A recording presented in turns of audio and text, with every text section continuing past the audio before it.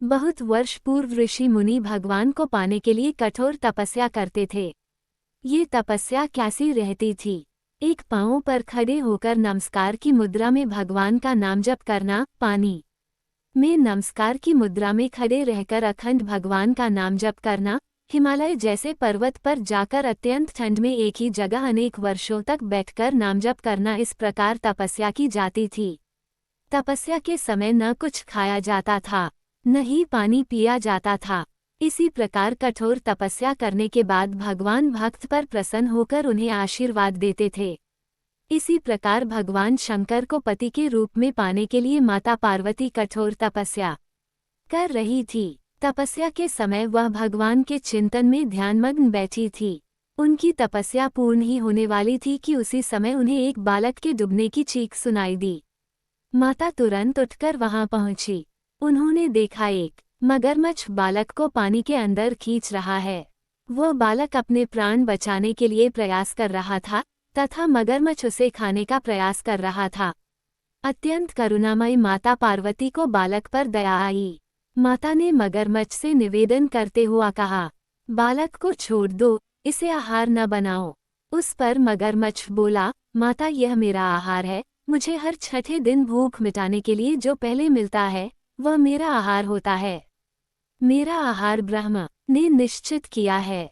माता पार्वती ने फिर कहा, आप इसे छोड़ दे, इसके बदले मैं अपनी तपस्या का फल आपको दूंगी।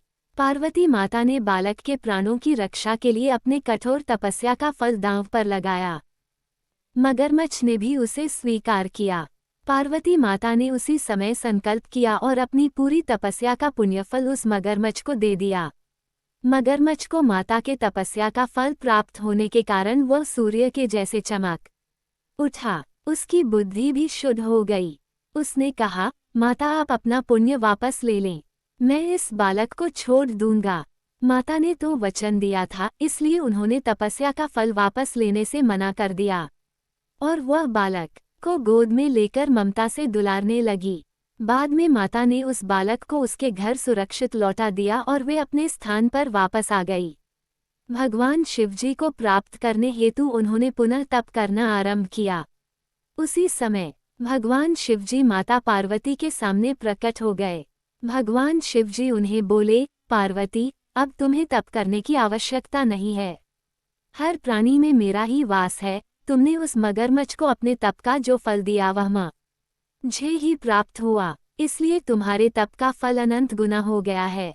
तुमने करुणा और ममता से द्रवित होकर बालक की रक्षा की, इसलिए मैं तुम पर प्रसन्न हूँ और तुम्हें अपनी पत्नी के रूप में स्वीकारता हूँ।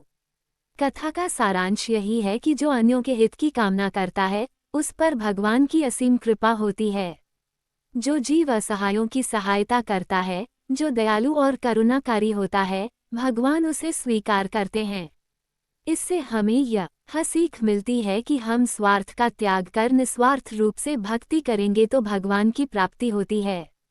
इस प्रसंग से शिक्षा लेकर हम सभी भगवान की निस्वार्थ भक्ति करेंगे।